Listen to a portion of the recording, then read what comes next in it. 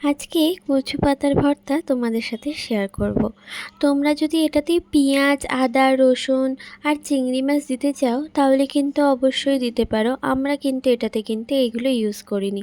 এগুলো ইউজ করলে কিন্তু এটার টেস্টটা আরও বেড়ে যাবে। তো প্রথমে কচু পাতাগুলোকে তোমাদের দেখিয়ে দিই। একদম ফ্রেশ কচু পাতা মামুনি কিন্তু তুলে এনেছিল, কিনে আনেনি কিন্তু।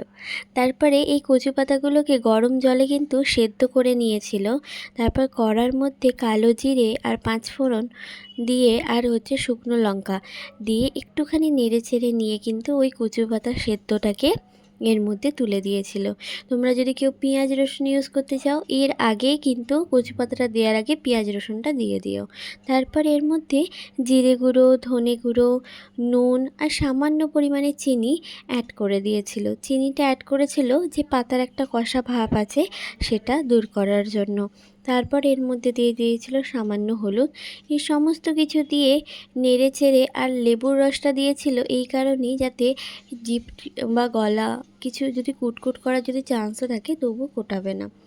তো তারপরে একটুখানি নেড়ে চেড়ে নিয়ে ভালো করে শিলের মধ্যে কিন্তু মামুনি বেটে নিয়েছিল।